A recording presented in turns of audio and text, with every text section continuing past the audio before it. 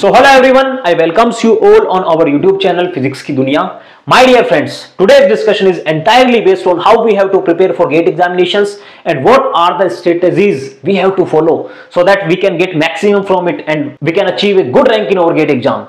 So very first, you have to ensure that you are preparing for GATE examinations and this will take a long time. ऐसा है नहीं कि आप एक दो महीने पढ़ के कुछ कर लोगे. सो आप गेट की प्रिपरेशंस कर रहे हो, यह आपको इंश्योर करना बहुत जरूरी है कि आप गेट की preparations will take a long time. Good things always take time. किसी ने कहा है ना, this is right my dear. Because आप गेट की प्रिपरेशंस में आपको कंप्लीट जो इंजीनियरिंग के सब्जेक्ट्स होते हैं विद एप्टीट्यूड एंड मैथ्स आपको कंप्लीट करने होते हैं. So these things will take time. So इस ड्यूरेशन में स्टूडेंट्स को काफी ट्रबल फील होती है. कभी कभी मोटिवेशन उनको रिक्वायरमेंट होती है, कभी कभी उनके टेस्ट सीरीज में कोई मार्क्स कम आ जाते हैं तब उनको दिक्कत होती है, कभी कभी कंसेप्चुअल्स भी उनको दिक्कत आती है कि कंसेप्ट मिस हो जाते हैं तब वो डिप्रेशन में आ जाते हैं. सो इसका अच्छा खासा सोल्यूशन यही है कि you must have to take a strategy so that you will not be in trouble. My dear friends, आज हम वही चीजें डिस्कस करने वाले हैं कि किस तरीके से हमें एक स्ट्रेटजी, अच्छी स्ट्रेटजी फॉलो करनी चाहिए सो दैट हमें ऐसी समस्याएं ना आए. बिकॉज आई एम ऑल्सो, मैं भी ऐसी सिचुएशन से गुजरा हुआ हूं. सो दैट इसीलिए मैं आप लोगों को समझाने के काबिल हूं कि उन चीजों से किस तरीके से बचा जा सकता है. Okay, so I am from mechanical background, so I will be taking mechanical as a reference subject and other branches student will be taking accordingly, will be doing accordingly, right. So very first, किन subjects को किस time में, कितने time में कर लेना चाहिए, what is the right time to prepare for GATE examinations. तो कभी कभी ऐसे बोलते हैं ना, जब जागो तभी से करा. नहीं, लुढ़क जाओगे. बिकॉज कभी आप दिसंबर में जाके जागोगे, क्या कर लोगे, फरवरी में आपका पेपर होगा ना. सो दिस इज नॉट राइट. जब अभी जो प्रिपरेशंस अप्रैल या फिर मार्च and is right time to start your preparations, because initially आप लोग जब preparations में enter होगे, initially stage में आप लोगों को काफी difficulty होगी, अपने आप को adjust करने में difficulty होगी. because आप time के साथ अपने आप को जोड़ना चाहोगे and this will not be very easy for you, because उससे पहले आप लोग ऐसे माहौल में कभी ढले नहीं हो. so my dear friends, very first, आप मार्च अप्रैल में प्रिपरेशन स्टार्ट कर रहे हो, वेल एंड गुड. जो स्टूडेंट्स अप्रैल में या मई में स्टार्ट कर रहे हैं, it's also okay, but they have to make some extra efforts to achieve a good rank. आप मार्च अप्रैल में स्टार्ट करो, it's okay, but very first आप लोग जब प्रिपरेशन में एंटर होगे, है ना, काफी डिफिकल्टीज आपको आएगी. It's okay, but you have to continue these things. Whatever you are doing in your initial phase of your preparations, you must have to continue those all things repeatedly. So I'm taking subjects of mechanical engineering. किसका कितना time आप लोग maximum दे सकते हो, what is the right time to start your test series and which test series is more important, which tests are more important, how you have to deal with your test series, how you can improve your marks, all things we will take here, right. So very first, mechanical engineering के subjects की मैं बात करूं तो we can divide in three portions: production engineering, production and industrial engineering, solid mechanics, right, जिसमें SOM, TOM and MD को हम ले सकते हैं, and third one is thermal part, जहाँ thermodynamics, heat transfer, RAC, है ना, these subjects will be taking, and mathematics and aptitude, most important part in your entire preparations. Mathematics and aptitude 28 marks के आते हैं और वो आपको कट ऑफ तो वही पार करवा देते हैं. अब बचे आपके main subjects. It's your choice how you are dealing with that, because you must have to fix those 28 marks very first, so that you are in that competition. उस कॉम्पिटिशन में आप आ चुके होगे जब आप 28 मार्क्स कंप्लीट कर पाओगे. Mathematics and aptitude के 28 मार्क्स यदि आप ले रहे हो, वेल एंड गुड. यदि 25-26 ले रहे हो, it's okay, it's not bad. Because 2-3 question तो ऐसे हो ही जाते हैं. लाइक मैथमेटिक्स की मैं बात करूं, लाइक वेक्टर कैलकुलस हो गया, बहुत डिफिकल्ट क्वेश्चन आ गया, वो नहीं बनेगा. बिकॉज 3D में हर मनुष्य इतना सोचने के कैपेबल नहीं होता कि वो उस क्वेश्चन को कर पाए, है ना. एंड मैथमेटिक्स एप्टीट्यूड का राइट टाइम क्या है स्टार्ट करने का? एप्टीट्यूड आप लोग जो पढ़ के आ चुके हो पहले वही आगे आएगा। कुछ लोग जैसे होते हैं ना एप्टीट्यूड में क्लॉक वाले क्वेश्चन में, मैन एंड टाइम वाले क्वेश्चन में घुस जाते हैं, नहीं आते। गेट ऐसा एग्जाम, गेट ऐसे क्वेश्चंस नहीं पूछता भाई, गेट ऐसे क्वेश्चंस नहीं पूछता। सो जो ट्रेंड चल रहा होता गेट के एग्जामिनेशंस में, थिंग्स को रिलेट करना सीखो यार। Mathematics you are having probability को भी दो पार्ट्स में डिवाइड कर रखे हो। प्रोबेबिलिटी का एक पार्ट आप एप्टीट्यूड में देख रहे हो, second part is in mathematics. Probability आ रही है ना, सो इस तरीके से चीजों को एडजस्ट करना सीखो। So I am dividing mechanical subjects in 3 portions. Mechanical, thermal, second one is our design and third one is our production industrial engineering, right? किस सब्जेक्ट को आपको कितना टाइम देना चाहिए? वेरी फर्स्ट, आप सबसे पहले इस माहौल में ढल जाओ। आपको 8 से 10 दिन इस माहौल में ढलने के लिए लगेंगे एंड आप क्वेश्चंस से प्यार करना सीख जाओ, न्यूमेरिकल से आप प्यार करना सीख जाओ and selective study is the most important part. GATE का एग्जाम है, न्यूमेरिकल बेस्ड होगा, हर बच्चे को पता है, हर स्टूडेंट को पता है, तो आप इन चीजों से अटैच हो जाओ सो दैट आपको फील आने लगेगी कि आप गेट की प्रिपेयर कर रहे हो। एंड जितनी आप प्रैक्टिस करोगे गेट के पेपर के लिए, जितनी आप प्रैक्टिस करोगे, you will be having a in depth knowledge of that portion. Like कुछ भी मैं कहूं डिजाइन में, मान लो आप कुछ में इन डेप्थ कर रहे हो questions, so you will be having a good knowledge of in depth knowledge of that subject. Okay, so thermal में मैं सबसे पहले स्टार्ट करता हूं थर्मोडायनेमिक्स, बेसिक थर्मोडायनेमिक्स। भाई लोग, मैकेनिकल के जितने भी स्टूडेंट हैं, maximum you have to take 13 to 14 days, 13 to 14 days to complete thermodynamics. 13 से 14 दिन आप लोगों के लिए मोर देन सफिशिएंट है थर्मोडायनेमिक्स को कंप्लीट करने के लिए। यू हैव टू टेक जितने भी आपके पास रिसोर्सेज हैं, like somebody is taking from YouTube, somebody is taking some coaching institute, and coaching institute will also taking 13 to 14 days to complete thermodynamics, है ना? वहीं से मैं बता रहा हूं बिकॉज मैं भी तो कोचिंग से पढ़ा हूं ना कहीं। Next one is your heat transfer. Heat transfer हम इन डेप्थ में जितना पढ़ ले उतना कम है, जितना पढ़ लेंगे उतना कम है, but according to GATE trend के अकॉर्डिंग हम पढ़ेंगे। बहुत कम चीजें हैं, बहुत कम चीजें गेट के एग्जामिनेशंस में पूछी जाती है हीट ट्रांसफर में, बट इन डेप्थ आप पढ़ना चाहो तो आप फिजिक्स को कहीं से भी रिलेट करके बहुत कुछ पढ़ सकते हो। सो हीट ट्रांसफर में आप लोग 12 to 13 days मैक्सिमम, एंड ये अपने आप में सिर्फ सब्जेक्ट कंप्लीट करना नहीं है, subject plus their workbooks. If you are having workbooks, well and good. If you are not having workbook, then previous year is sufficient. Previous year के questions आप कर रहे हो, well and good. And first attempt में 60 to 70% questions आप कर पा रहे हो, your preparation is absolutely on awesome level. बहुत अच्छे लेवल पे आपकी प्रिपरेशन चल रही है, ये अपने आप में आप मान के चलो। यदि 60 to 70% आपकी क्वेश्चंस बन रहे हैं तो आप बहुत अच्छी प्रिपरेशन में हो। नेक्स्ट, RAC यदि मैं कहूं, बिकॉज आजकल तो ट्रेंड में ऐसा सब्जेक्ट है नहीं, पिछले 3-4 सालों से क्वेश्चंस नहीं आ रहे, बट इग्नोर मत करना माय डियर, इग्नोर मत करना। ये एप्लीकेशन पार्ट आ गया इनका, इग्नोर आपको बिल्कुल करने की जरूरत नहीं है। RAC आपके हद मार के 8 to 10 days लेगा, वो भी ESC का कंप्लीट करने में। एंड गेट का तो कुछ है ही नहीं, गेट के तो 3 से 4 दिन में आप इसको कंप्लीट कर पाओगे, बट स्किप मत करना इसको, बहुत महत्वपूर्ण है। बिकॉज इसमें से क्वेश्चन आ गया, बहुत अच्छा क्वेश्चन बनता है, साइकिल्स में भी क्वेश्चन अच्छा बनता है, एंड साइकोमेट्री में भी क्वेश्चन बहुत अच्छा बनता है ना? जब आप गेट के PYQs करोगे या फिर and some other materials, if you are having like test series questions or some other question bank, then you will be able to realize what are the real situations. आप जितने अच्छे questions की practice करोगे उतने ही आप उस माहौल में ढलते जाओगे कि आप गेट की प्रिपरेशंस कर रहे हो, and you will be able to feel the things. The most important thing, you will be able to feel the things. यदि आप चीजों को फील करना सीख गए, आप हीट ट्रांसफर पढ़ रहे हो, आप फील करना सीख गए, आप कन्वेक्शन देख पा रहे हो, हाँ, अपनी बॉडी से कुछ भी देख पा रहे हो, आप रेडिएशन देख पा रहे हो, देन आप फीलिंग के साथ एसोसिएट कर पाओगे, आप फीलिंग के साथ जुड़ जाओगे हीट ट्रांसफर में, माय डियर, अलग ग्रेस है उसका, अलग ग्रेस है। सो RAC 8 to 10 days maximum.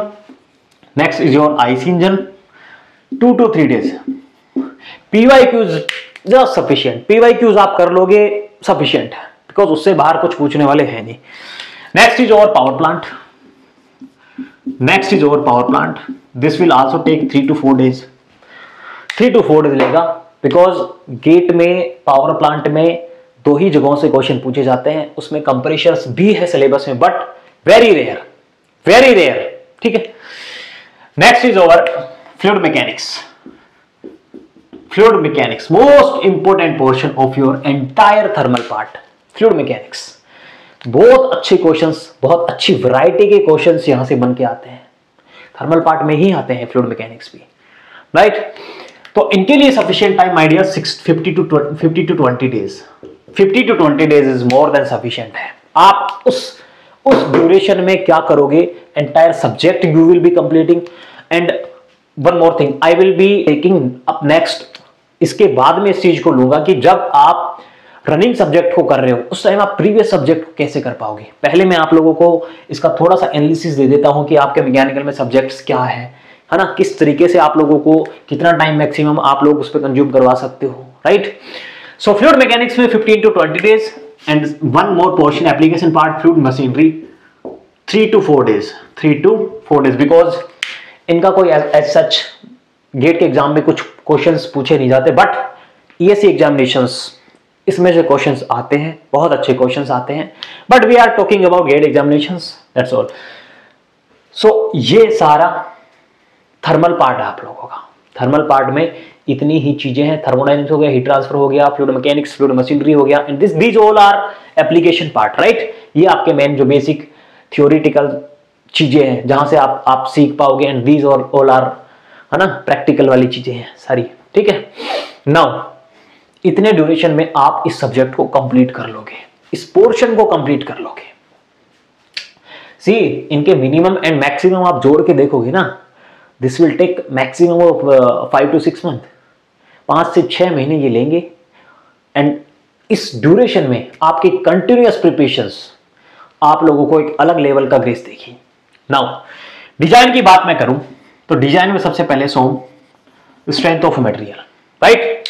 Strength of material में क्वेश्चंस किस तरीके के फ्रेम होते हैं, कहां से, बिकॉज एग्जामिनर चाहता है कि वो बहुत सारे कंसेप्ट्स को एक जगह मर्ज कर पाए। लाइक आप लोगों ने देखा होगा प्रिंसिपल स्ट्रेस स्ट्रेन होती है, बेसिक स्ट्रेस स्ट्रेन जो आपका पहला चैप्टर है, एंड सेकंड में principal stress strain second chapter है, एंड लास्ट जो आपका चैप्टर है thin and thick pressure vessel, thin pressure vessel, because thick pressure vessel आपके गेट एग्जामिनेशंस में है नहीं, थिन प्रेशर वेसल्स, वहां तीनों चीजें आपस में कंबाइन हो पाती है। तो इस तरीके से, and one more thing, GATE के पेपर में आप मशीन डिजाइन में थ्योरीज ऑफ फेल्यूर पढ़ते हो, उसको भी यहीं पे कंबाइन किया जाता है, इन्हीं के क्वेश्चंस में। तो इस तरीके से मैक्सिमम कंसेप्ट्स को एक जगह मर्ज करके एक क्वेश्चन में डाला जाता है गेट का जो पेपर सेट करते हैं, सो दैट मैक्सिमम कंसेप्ट वो आपसे देख सके, आपसे पूछ सके। इसके बाद मशीन डिजाइन सोम की मैं बात कर रहा था। So it will take some little bit more time from these all subjects, because थोड़ा स्टूडेंट्स ट्रबल फील करते हैं सब्जेक्ट में अंडरस्टैंडिंग में, बिकॉज गेट के पेपर में क्वेश्चंस थोड़े इन डेप्थ होते हैं, राइट। 20 to 25 days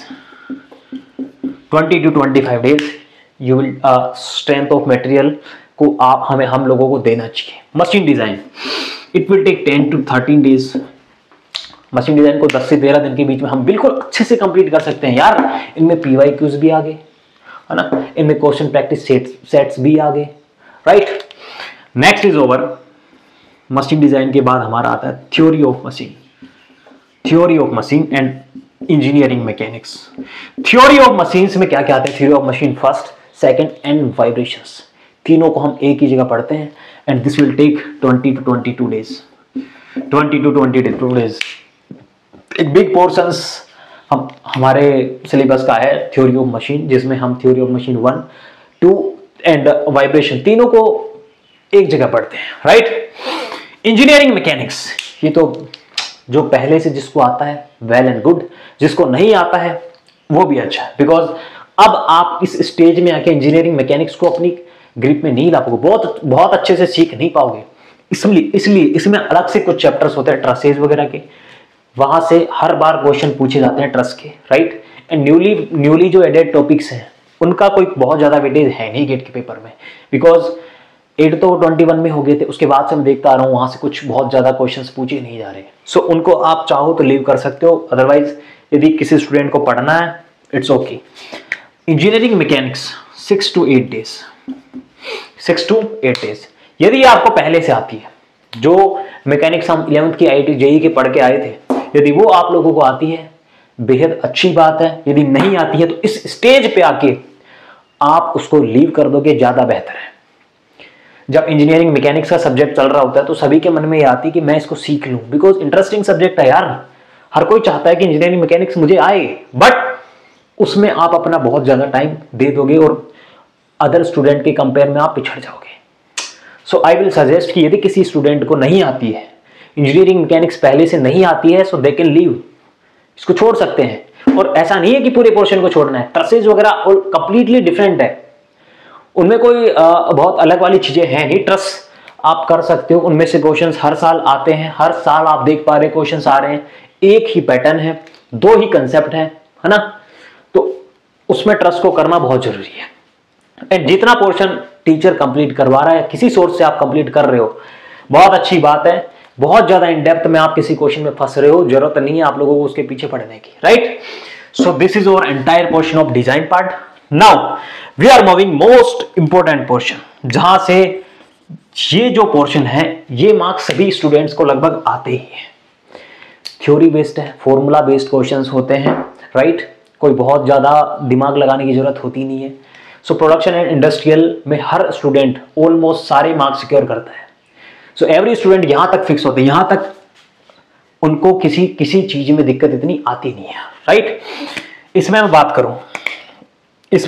करूं so very first casting and welding,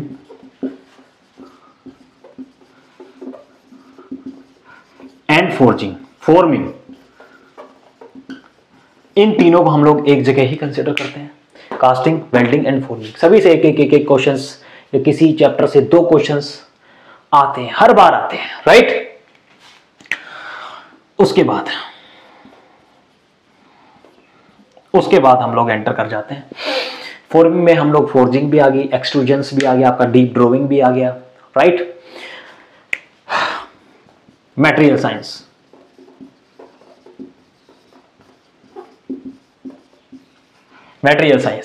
है ना, कभी कभार 2 नंबर के क्वेश्चंस भी हो जाते हैं, कभी कभार 4 नंबर के क्वेश्चंस भी हो जाते हैं। बट यदि आप ESC के पोर्शन से कास्टिंग, वेल्डिंग एंड फॉर्मिंग को देखोगे, this is very in depth, है ना, बहुत गहराई में ये सब्जेक्ट है, बहुत ही ज्यादा गहराई में थ्योरेटिकल चीजें हैं। We have to ignore all that portion because we are preparing for GATE examination and we have to secure a good rank. This is our task. हमें सभी चीजों को सीखना अभी हमारी रिस्पॉन्सिबिलिटी नहीं है, अदरवाइज यू विल बी आप लोग किसी स्टूडेंट के कंपेयर में नीचे रह जाओगे, बिकॉज सेलेक्टिव स्टडी गेट का पेपर है, न्यूमेरिकल्स पे ज्यादा फोकस करते हैं। कास्टिंग, वेल्डिंग 2-3 कंसेप्ट होते हैं, इनमें मिला जुला करके उन्हीं पे से हर बार क्वेश्चन पूछा जाता है। फॉर्मिंग में सीधे फॉर्मूला बेस्ड क्वेश्चंस होते हैं, उन्हीं में से क्वेश्चंस पूछा जाता है। It's okay. सो इनको मिला जुला के यदि हम बात करें इनको, तो गेट के नजरिए से इनको देखा जाए तो 10 to 15 डेज में हम इसको कवर कर सकते हैं, राइट। इसमें हम अपने PYQs भी कर लेंगे। एंड जितने आप क्वेश्चंस प्रैक्टिस करोगे, you will be able to understand the right real situations. ये तो खैर थ्योरेटिकल पोर्शन है, बट आप इन सब्जेक्ट्स की बातें मैं कर रहा हूं, आप लोगों को फील आने लगेगी कि एक्चुअल में ऐसा हो रहा है, बिकॉज चीजें हमारी देखी हुई भी होती है। यदि आप ये चीजें पढ़ोगे ना तब आप लोगों को ये चीज फील होगी। ओके, मटेरियल साइंस कभी कभार 2 नंबर के क्वेश्चन आते हैं, कभी कभार 4 नंबर के क्वेश्चन आते हैं, 3 नंबर के भी आते हैं, राइट। इनमें ESC में इसका बहुत ज्यादा पोर्शन है, बट गेट की मैं बात करूं तो 5 से 6 दिन मैक्सिमम 5 से 6 दिन आपके लगेंगे, है ना, उसमें आप कवर कर पाओगे। नाउ मेट्रोलॉजी, मेट्रोलॉजी, मेट्रोलॉजी हो गया। उसके बाद हमारा 3D वाला कुछ आता है ना, क्या बोलते हैं यार, सिस्टम, जहाँ मशीन कोड वगैरह होते हैं, जी कोड होते हैं, एम कोड होते हैं, आई डोंट नो उसका सही से नाम क्या है, बिकॉज चैप्टर्स पे मैंने इतना फोकस किया नहीं कभी, बट इनके अंदर क्या है आई नो वेरी वेल, ठीक है। And this is all over portion of production engineering. Now यदि मैं इंडस्ट्रियल इंजीनियरिंग की बात करूं, मेट्रोलॉजी और इसको मिला करके मैं बोलूं यदि, तो 8 to 9 डेज यदि मैं कहूँ ये मैक्सिमम है, 8 to 9 डेज मैक्सिमम है, बिकॉज मेट्रोलॉजी थोड़ा अपने आप में थोड़ा बड़ा पार्ट है, so that's why I have taken 8 to 9 days, right. इसके बाद इंडस्ट्रियल इंजीनियरिंग की बात करूं, इंडस्ट्रियल को यहाँ पे मैं IE ही लिख रहा हूँ सब सिंपली। इनका यदि मैं पोर्शन की बात करूं, सो मैक्सिमम जो टाइम हो सकता है ESE के पार्ट को कवर करके 12 to 13 days. So this is our entire mechanical engineering syllabus, right. Mechanical engineering का एंटायर पोर्शन हम लोग यहां पर देख चुके हैं कि किस तरीके से कितने हम मैक्सिमम डे उनमें दे सकते हैं। अब हम बात करते हैं यहां पे मैथमेटिक्स एंड एप्टीट्यूड, इसको किस तरीके से हमें हैंडल करना है, because this is the most important part. कुछ स्टूडेंट ऐसा भी करते हैं, मैथ्स एंड एप्टीट्यूड को लास्ट के लिए छोड़ देते हैं। तो जिनकी अप्रोच या जिनकी ग्रिप बहुत अच्छी है, जो इनको पहले पढ़ चुके हैं, उनके लिए वेल एंड गुड। बाकी जो फ्रेशर स्टूडेंट है, आई विल सजेस्ट सबसे पहले आप इनको करिए, बिकॉज आप किसी कोचिंग या कहीं पे भी जाओगे तो सबसे पहले आपको मैथ्स होगा, उसके बाद आपका इंजीनियरिंग मैकेनिक्स होगा। यही होता है, because engineering mechanics basic base है ये स्ट्रेंथ ऑफ मटेरियल के लिए, या फिर अदर जो डिजाइन की पोर्शंस है ना उनके लिए, right. So maths and aptitude के यदि आपके पास लेक्चर्स हैं, यूट्यूब पे रिसोर्सेज है, या फिर कुछ और है, किसी कोचिंग इंडस्ट्री में जा रहे हो, तो यहाँ पे 13 to 16 days maximum, they will take 13 to 16 days, right. So अब हम बात करते हैं कि सर हमारा मान लो हम कंसेप्चुअली स्ट्रॉन्ग हो जाएंगे जब पहली बार हम लोग पढ़ेंगे, 50 to 60% हम क्वेश्चन कर पाएंगे। उसके बाद हम जब पढ़ रहे होंगे पहली बार सब्जेक्ट, तब रनिंग सब्जेक्ट तो it's okay, we will cover up, but उसके पहले जो सब्जेक्ट हो गया उसको हम कैसे साथ में लेके चले।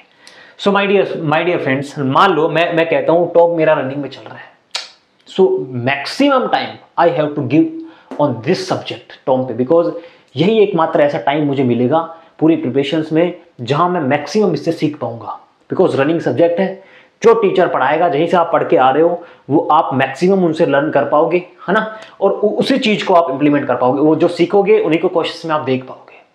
सो आप जो रनिंग सब्जेक्ट है उस पर आप अपना मैक्सिमम जोर दीजिए, जितना आप कर सकते हो उतना कीजिए, जितना टाइम आप उस पर दे पा रहे हो उतना टाइम उस पर दीजिए। लाइक मैं कहूँ सोम आपका हो चुका, सोम आप पढ़ चुके, अच्छे से आपने पढ़ लिया। सो वेरी फर्स्ट थिंग, जिस टाइम आपका पहली बार सब्जेक्ट पूरा हो जाए, आप उसी time subject wise test series का टेस्ट दो। ये बेहद जरूरी है। आप लोगों ने देखा होगा सब्जेक्ट वाइज टेस्ट सीरीज में दो टेस्ट होते हैं। सब्जेक्ट वाइज के भी तो 2 पोर्शन होते हैं, एक पहला होता है, एक दूसरा होता है। टेस्ट सीरीज बनाने वाले ने भी इतना सोच समझ के बनाया कि पहला टेस्ट कब देना है उसको हम बेसिक लिखते हैं, जो सेकंड वाला आता है उसको एडवांस लिखते हैं, वो लिख के देते हैं सब पेपर में। सो बेसिक वाला या एडवांस वाला उससे कोई फर्क नहीं पड़ता, बट जिस टाइम आपका सब्जेक्ट कंप्लीट हो रहा है उस टाइम आपको पहली बार टेस्ट वो देना बहुत जरूरी है, सो दैट यू विल आप लोग रियलाइज कर पाओगे, आप लोग फील कर पाओगे कि आप कहाँ स्टैंड कर रहे हो, राइट। आप जितने लोग वो पेपर दे पा रहे हैं उसमें कहाँ पे हो, आपकी प्रिपरेशंस में आपने सब्जेक्ट पे कितनी ग्रिप बनाई है। ओके, नाउ मान लो मैं कहता हूँ सेकंड सब्जेक्ट चल रहा है, सर उस टाइम हम पहले वाले सब्जेक्ट को किस तरीके से हम कवर अप करेंगे। सो माय डियर फ्रेंड्स, पहले वाले सब्जेक्ट्स के जब आप पहली बार रिवीजन कर रहे होगे तब आपसे कुछ क्या बहुत सारे क्वेश्चंस ऐसे होंगे जो आपको बहुत अजीब से लगेंगे, जो बहुत अच्छे भी लगेंगे, बहुत अजीब से भी लगेंगे। आप उनको बुकमार्क जरूर करिएगा एंड उन क्वेश्चंस को आप इस प्रिपरेशंस में, जब आप टर्म पढ़ रहे हो, एमडी पढ़ रहे हो, उस टाइम आपको उन क्वेश्चंस को करना बेहद जरूरी है। उस टाइम आप उन क्वेश्चंस को करोगे या फिर बेसिक क्वेश्चंस को करोगे, बट सिर्फ नोट्स पढ़ के रहना, it's not fair. You will not able to understand the things if you are not doing any numerical question, यदि आप किसी न्यूमेरिकल क्वेश्चन को नहीं कर रहे तो यकीन मानो माय डियर, आप उस सब्जेक्ट में इतनी लर्निंग ले नहीं पा रहे हो। सो जब भी आपका रनिंग सब्जेक्ट कुछ चल रहा होता है, आप लोगों को पहले वाले सब्जेक्ट के कुछ क्वेश्चंस लगाते रहने हैं, so that part will also with you, आप लोग उसके साथ भी जुड़े रहेंगे। एंड मोस्ट इंपॉर्टेंट, मैंने आप लोगों को बता दिया, आप जितना ज़्यादा टाइम जिस रनिंग सब्जेक्ट पे दोगे उतना ही आप उससे ग्रैब कर पाओगे, उतना ही आप उससे सीख पाओगे। एंड यदि आप सोच के देखो यार, आप 2 घंटे की जगह 4 घंटे इसी सब्जेक्ट पे दे रहे हो, 2 घंटे आप एक्स्ट्रा सीख रहे हो, आपकी प्रैक्टिस ज़्यादा हो रही है, एंड वो आप बहुत जल्दी भूलने वाले नहीं। यदि आप प्रैक्टिस कर रहे हो क्वेश्चंस की, वो बहुत जल्दी भूलोगे नहीं, बहुत जल्दी भूलोगे नहीं। एंड टेस्ट मैंने आप लोगों को बता दिया, पहला टेस्ट जो होता है सब्जेक्ट टेस्ट, वो आप इनके साथ दे सकते हो जैसे ही सब्जेक्ट कंप्लीट होता है। And chapter wise test if आप लोगों के पास अवेलेबल है तो जैसे चैप्टर कंप्लीट होता है आप उसी टाइम उन टेस्ट को दे सकते हो। आप उसमें अपने आप को ये मत देखो कि आपकी रैंक कितनी आ रही है। Those test are just only for कि how much you are learning from them. आप पहली बार जब टेस्ट होगी, मान लो 10 नंबर का कोई टेस्ट है, वो आप दे रहे हो, तो आप उससे यही सीख पाओगे कि आप 10 मिनट, मान लो 15 मिनट का टेस्ट है, 15 मिनट में आप 10 क्वेश्चन करने के लिए कैपेबल हो पा रहे हो या नहीं यार। सो उन टेस्ट को इतना सीरियस लेना आई डोंट थिंक राइट है। कुछ बच्चे, कुछ स्टूडेंट्स ऐसे होते हैं जो उनको भी बहुत सीरियसली लेते हैं, मेरे 50 में से 25 मार्क्स ही आए हैं, 40 मार्क्स ही आए हैं, 10 कहाँ कट गए, ऐसा कुछ लोड लेने की जरूरत है नहीं। बिकॉज एक्चुअल जो रियल सिचुएशंस है, आप लोग किस तरीके से सब्जेक्ट्स के क्वेश्चन स्विच कर पा रहे हो, वो आपको फाइनल जो टेस्ट होता है ना, फुल सिलेबस, उसी में पता लग पाएगा। सो इस तरीके से माय डियर हम अपने सिलेबस को कंप्लीट कर सकते हैं। एंड मैथमेटिक्स एंड एप्टीट्यूड जो कोचिंग वाले स्टूडेंट्स नहीं हैं उनके लिए मैं बता दूं, इनकी प्रैक्टिस आप लोगों को साथ साथ रखनी है। जो सीएस ब्रांच के अलावा कुछ स्टूडेंट हैं उनके लिए भी मैं कहूँ मैथमेटिक्स सीएस वालों की अलग होती है, एंड हमारी ब्रांच की मैकेनिकल हो गया, ईसी हो गया, ईई हो गया, एंड सिविल हो गया, केमिकल हो गया, इनमें क्वेश्चंस मैथमेटिक्स के कोई बहुत हार्ड क्वेश्चन नहीं आते, बहुत छोटे मोटे क्वेश्चंस आते हैं, वही हम लोगों के लिए सफिशिएंट है। बिकॉज वही क्वेश्चंस हमारे पेपर में आने वाले हैं। सीएस वालों के क्वेश्चंस इतने अजीबोगरीब होते हैं, उनको देख के ही कुछ फील नहीं आती, राइट। सीएस वालों की मैथमेटिक्स बहुत अलग है। सो यदि आपसे मैथमेटिक्स से सारे क्वेश्चंस नहीं बन पा रहे, कोई दिक्कत वाली बात नहीं है, you can leave some questions only. ऐसा नहीं है कि लीव के चक्कर में आप पूरे क्वेश्चन छोड़ दो ना। पीवाईक्यूज हैं, आपके पास क्वेश्चन बैंक है, बहुत सारे क्वेश्चंस हो जाते हैं हर चैप्टर में, 200-250 क्वेश्चंस के आसपास, वो आप लोग कर लोगे, आपकी सब्जेक्ट पे ग्रिप बहुत ज़्यादा हो जाएगी। एंड मैथमेटिक्स एंड एप्टीट्यूड में आपने ग्रिप बना ली, इसका मतलब समझो आप बहुत बहुत अच्छे लेवल पे हो।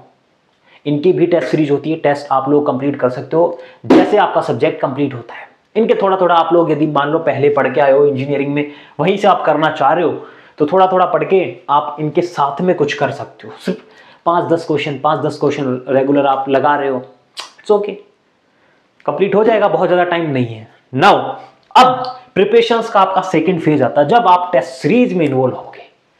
ये आपका पहला फेज था जब आप सिलेबस को सीख रहे थे, एंड यहां तक आप 50 to 60 या 60 to 70% तक आपकी लर्निंग हो चुकी है, आपकी लर्निंग हो चुकी है। नाउ टेस्ट सीरीज में भी आप इन्वॉल्व हो चुके हैं, बिकॉज सब्जेक्ट टेस्ट आपने दिए हैं, चैप्टर टेस्ट आपने दिए हैं, तो आप लोग उस इंटरफेयर में आ चुके हो कि आप टेस्ट में इन्वॉल्व हो चुके हो, आप टेस्ट देना सीख गए हो कि लिमिटेड टाइम में हमें क्वेश्चंस को कैसे अप्रोच करना है, right. Subject wise test, chapter wise test जो होते हैं वो सिर्फ आपकी लर्निंग के पर्पज से होते हैं, उनमें कोई रैंक आपकी आ रही, आपकी मिस्टेक्स कहाँ हो रही है, वो बस आप लोग नोटिस करो, नोट डाउन करो। सो नेक्स्ट फेज आप लोगों का आता है जब आप फुल सिलेबस टेस्ट में स्विच करोगे। आप फुल सिलेबस टेस्ट में स्विच करोगे तब कंडीशंस क्या रहेगी। शॉर्ट नोट्स आप लोग खुद से बनाओ, आपका टाइम वेस्ट होगा। आई विल नॉट सजेस्ट कि आप लोग खुद अपने शॉर्ट नोट्स बनाओ, आप कहीं से किसी का ले लो, शॉर्ट नोट्स बहुत सारे अवेलेबल हैं, वो आप ले लो, बहुत अच्छी बात है। एंड आप उनको प्रिंट करवाते हो तो इस तरीके से करवाया करो कि एक पेज पे, सिर्फ एक पूरे पेज पे, डबल साइड वाले पे एक पेज पे ही प्रिंट होके आए, एंड सेकंड पेज आप लोगों के लिए खाली रहे। सो यदि आपको कहीं थोड़ी बहुत उलझन होती है ना किसी और के लिखे हुए में, उसको आप अपने हिसाब से एडजस्ट कर पाओ, राइट। एंड नई थिंग्स जो टेस्ट सीरीज से आप सीख रहे हो, जो भी नई चीजें सीख रहे हो, वो आप अपने शॉर्ट नोट्स में एडअप कर पाओ, सो दैट तभी तो आप टेस्ट सीरीज का कुछ सेंस निकलेगा कि आप कितना कुछ सीख पा रहे हो टेस्ट सीरीज से, राइट। सो इस तरीके से आपको प्रिंट करवाने होते हैं शॉर्ट नोट्स। बाकी जो स्टूडेंट्स होते हैं वो करवा लेते हैं, बहुत छोटे छोटे लिखते हैं, बट आई विल सजेस्ट कि इसी तरीके से आप उनको प्रिंट करवाओ और इस तरीके से अपने कुछ जो एक्स्ट्रा चीजें हैं उनको एडअप करो। ओके, नाउ टेस्ट सीरीज के अलग फेज में जब आप फुल सिलेबस टेस्ट में इनरोल हो जाओगे, उस कंडीशंस में आपके पास पहली बार जब आप टेस्ट दोगे, आप 40, 50 या 50 प्लस मार्क्स ला रहे हो, बहुत अच्छी बात है।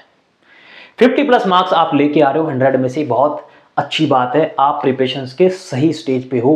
बट ऐसा नहीं है कि आप जनवरी में पहला टेस्ट दे रहे हो। आपको जब जिस टाइम आपका सिलेबस कंप्लीट हो जाएगा, आपका सिलेबस अक्टूबर तक, आई गेस अक्टूबर तक आप इस तरीके से करोगे तो आपका सिलेबस कंप्लीट हो जाएगा। एंड अक्टूबर में आप पहली बार टेस्ट दोगे, 50 प्लस आ रहे हैं, 45 प्लस आ रहे हैं, वेल एंड गुड, कोई दिक्कत वाली बात नहीं है। नाउ आप लोगों का टास्क यहां से चेंज हो जाता है, how you have to improve your marks. अब आपके पास क्वेश्चन मार्क यही आता है कि अब किस तरीके से आप अपने मार्क्स बढ़ा सकते हो। How you have to improve your accuracy, because GATE का पेपर है, एक्यूरेसी बहुत इंपॉर्टेंट है। सिली मिस्टेक्स जो हो रही है, पहली बार में आपके पास सिली मिस्टेक्स होंगी, बिकॉज फुल सिलेबस टेस्ट सारे सब्जेक्ट्स को कवर अप करता है। आप एक क्वेश्चन से दूसरे क्वेश्चन पे जब स्विच करोगे, आप एक सब्जेक्ट से दूसरे सब्जेक्ट पे भी स्विच कर रहे हो, उस टाइम सबसे इंपॉर्टेंट होता है कि आपका ब्रेन है वो कितना चीज़ों को याद कर पा रहा है। सो पहले दो तीन टेस्ट होंगे, 1-2 टेस्ट होंगे फुल सिलेबस टेस्ट। यदि आप इस ड्यूरेशन में दे रहे हो नवंबर में जाके, तो कोई दिक्कत वाली बात नहीं है। 50 प्लस मार्क्स आप लेके आ रहे हो, गुड है, अच्छा है, कोई बुराई वाली बात नहीं है। उसके बाद बस आपका टास्क ये है कि आप किस तरीके से अपने मार्क्स बढ़ाओगे। Test series 1-2, 2-2, it's up to you, but आपकी जो लर्निंग है टेस्ट सीरीज से, उसको आप नोट डाउन करो, उसको आप सीखो, वहां से आप सीखो। टेस्ट सीरीज इसीलिए होती है कि आप अपनी गलतियों को सुधार सको, आप अपनी गलतियों को कम से कम कर सको, and you can get maximum from it. नई चीजें आप सीख रहे हो, बहुत अलग चीज है, सिलेबस से बाहर है, यू कैन लिव। नई चीजों पे टच करोगे तो कुछ ना कुछ गड़बड़ होगी my dear.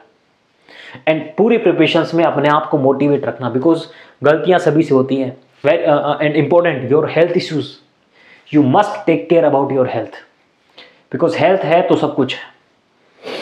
Okay, so test series की बात मैं कर रहा था। जब टेस्ट में मान लो आपके 50 मार्क्स आ रहे हैं, तो पहली बार में आपसे जो मिस्टेक्स हुई उसको आप नोट डाउन करो, बेहद जरूरी है। बिकॉज इसी जगह आके हम लोग आलस कर लेते हैं थोड़ा कि कौन नोट डाउन करेगा, अगली बार ध्यान रख लेंगे, बट ऐसा होता नहीं। नोट डाउन करना बहुत जरूरी है। आप उस टाइम उन चीजों को नोट डाउन करो, एंड अगले टेस्ट में जब आप जा रहे हो 8-9 दिन बाद, 7-8 दिन बाद फुल सिलेबस टेस्ट में अगेन आप जा रहे हो, उस टाइम आप उस पेपर को ध्यान से देखें कि आपने कौन सी गलतियां करी थी, आपने सिली मिस्टेक्स करी थी, देखोगे, अगली बार इंप्रूव करोगे, थोड़ा इंप्रूवमेंट आएगा, फिर थोड़ा और इंप्रूवमेंट आएगा। इस तरीके से आप अपने आप को इंप्रूव करवा पाओगे, राइट। सो जब आप 5-6 टेस्ट दे लोगे फुल सिलेबस टेस्ट, आपके स्कोर्स इस तरीके से बढ़ने लग जाएंगे। Believe me my dear, you will be on a high level of your preparations. आप अपने प्रिपरेशंस के उस शिखर पे होगे कि अब आप लोगों को फियर नहीं रहेगा गेट के पेपर का। जब आप इस तरीके से प्रिपेयर करोगे, आप इस तरीके से छोटी छोटी जो सिली मिस्टेक्स हो रही है, कंसेप्चुअल मिस्टेक्स हो रही है, उनको आप इस तरीके से ध्यान रखोगे, एंड पेपर का जो एनालिसिस है, पेपर का एनालिसिस है, आप चाहे क्वेश्चन सही कर रहे हो, बेसिक क्वेश्चन आपको बिल्कुल फुल्ली कॉन्फिडेंट हो कि मैंने सही किया, आप जब सोल्यूशन देख रहे हो, it's okay, you can leave that question, but जिस क्वेश्चन में आप गलती कर रहे हो उस क्वेश्चन का एनालिसिस आप इस तरीके से करो। पहले आप उसके कंसेप्ट पे जाओ। सिली मिस्टेक करी है, इट्स ओके, आप उसको लिख सकते हो, बट कंसेप्चुअली आपको दिक्कत हो रही है, आप उस कंसेप्ट पे जाओ, 5-7 क्वेश्चन आप उसके करो, एंड उसके बाद वो कंसेप्ट आपका बहुत स्ट्रांग हो जाएगा, वो कंसेप्ट आपका बेहद स्ट्रांग हो जाएगा। नाउ फुल टेस्ट सीरीज जब फुल टेस्ट आप देते हो, तब काफ़ी थोड़ी दिक्कत होती है कि स्टूडेंट्स काफ़ी बोलते हैं सर मार्क्स थोड़े कम होते हैं, ज़्यादा होते रहते हैं, फ्लक्चुएट करते रहते हैं। वो सभी के करते हैं, तो पेपर का जो लेवल होता है वो ही फ्लक्चुएट करता रहता है। क्वेश्चंस का जो लेवल होता है वही फ्लक्चुएट करता होता है, और तुम्हारे लिए नहीं, वो सभी के लिए होता है। सो क्वेश्चंस कितने आप मार्क्स अचीव कर पा रहे हो किसी क्वेश्चन पेपर में, this doesn't matter, but how much accuracy and आप लोग कहाँ लाई कर रहे हो रैंक के according, this is most important. So my dear students, my dear friends, इस तरीके से यदि आप प्रिपरेशंस करोगे, you will be on high level of your preparation and बहुत सारा नॉलेज आप लोगों को मिलता रहेगा। My best wishes are always with you, right? So this is all about how to make a well planned strategy so that we can get maximum marks from it in our GATE examination. So आज का session यहीं and करते हैं। जय हिंद भाई लोग, मिलते हैं अगले लेक्चर में, बाय बाय।